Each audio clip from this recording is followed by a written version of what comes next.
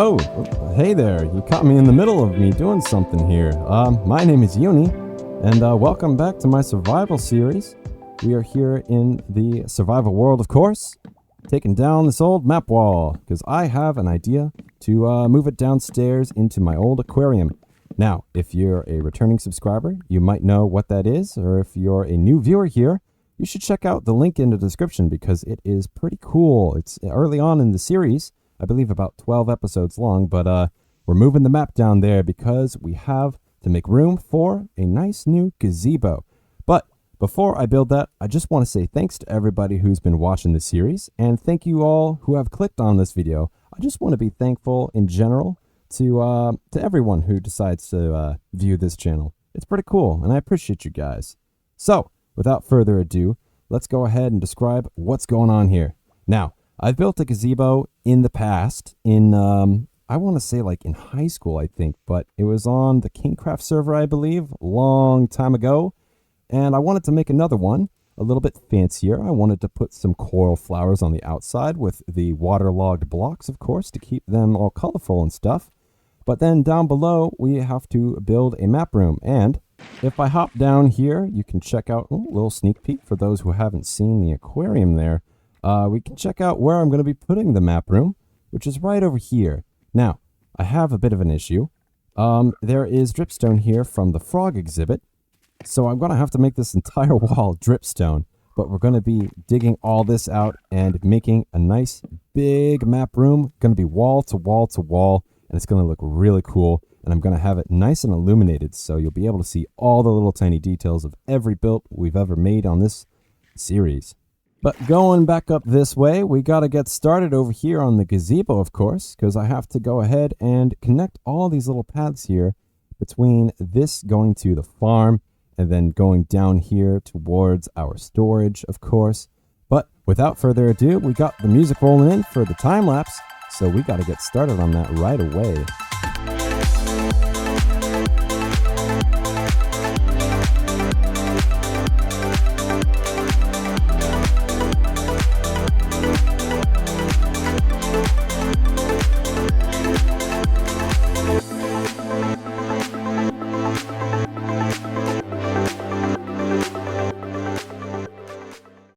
Can you see where I'm hiding in this photo right here?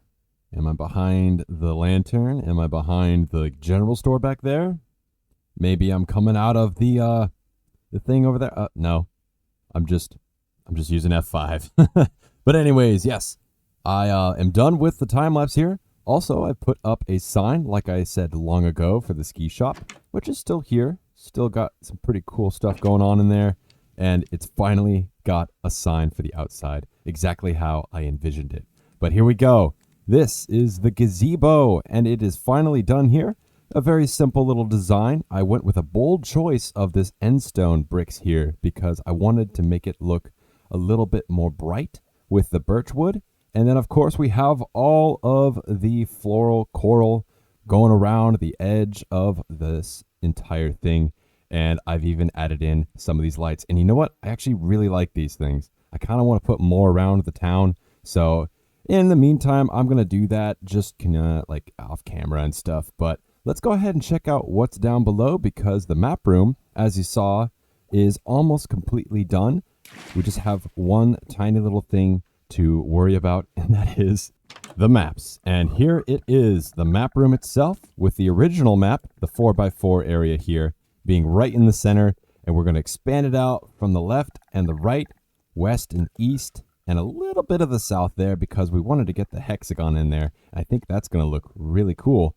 But I believe if I count it right, we have 5 going up this way, and let's see, 8, 10, 4, 18, something like that. All I remember is it comes out to almost just above 64 maps. It's going to be a lot. That's a lot for one guy to do, you know? I've already got 16 up here. Oh, well, okay. I guess it's done here. Took quite a long time, but now we have all of this silly little map drawn into the wall here. And the best part of this is that I have behind it a bunch of glowstone, as you can see. So it illuminates the entire thing. And if we just step back here and you can see as we pan around over this entire map, you'll see that we have a nice big mountainous area with a lot of like icy stuff. And then it goes into where our hexagon is. And then, of course, our actual base and little town.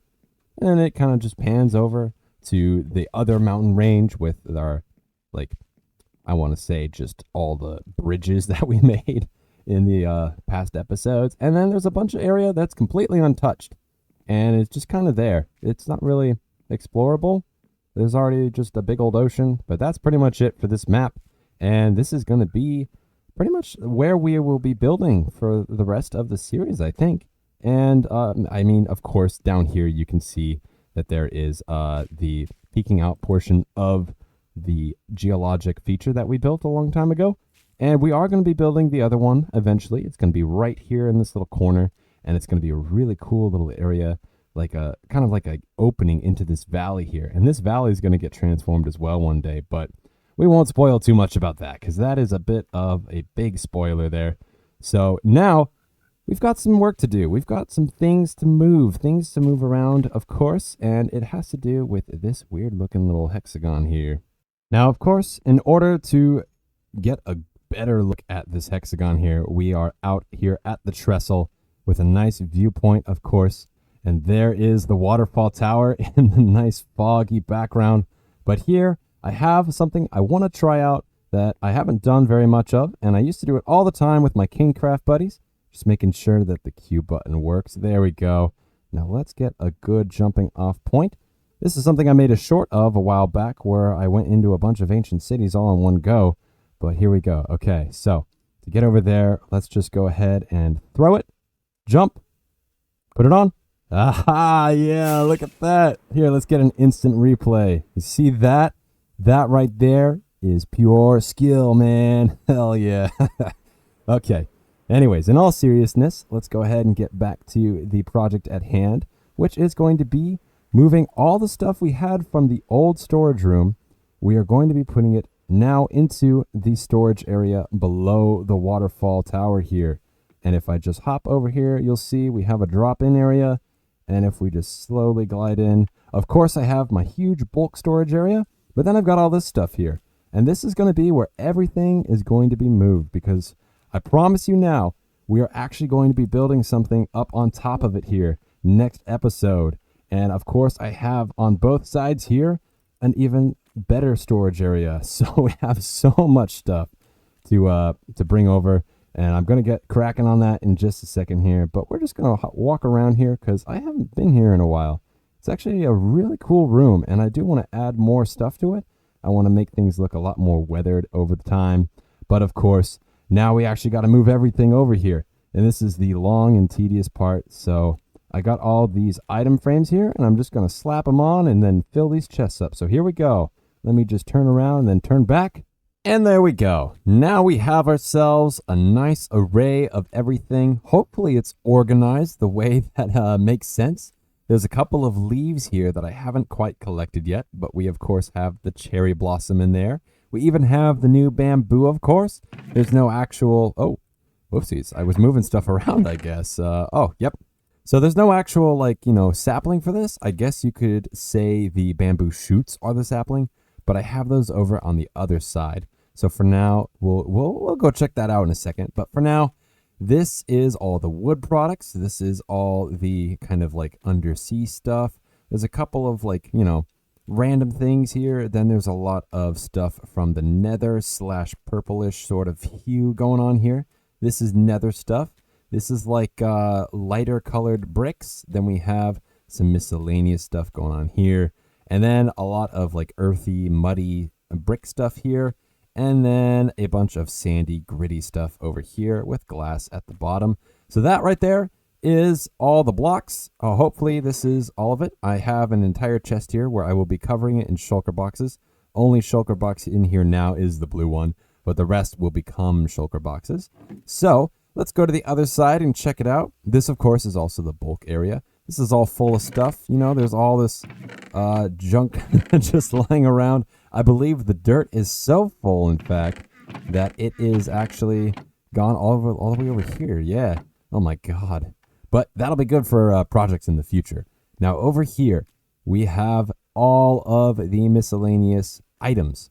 So we have blocks on that side, bulk storage in the middle here, and then just items. So all the rare goods, of course, we have some of the useful stuff, some redstone, potions, lighting sources, books with paper, leather, boats, sherds, stuff right here. Oh, we got everything. We got all of it. And you can kind of take a look here and see what we have. There's so much going on. But you know what? I think with that, we are pretty much done. I was swimming earlier today, and I came up with a lot of really cool ideas, this being one of them, to kind of, move everything and organize it all. But I think we're done for today. And tomorrow we are working on the Waterfall City. Don't worry, that is going to happen. So with that, my name is Uni. Thank you for watching today's episode. Make sure to leave it a like and subscribe to the channel if you'd like to. But I am jogging it out, and I will see you guys next time.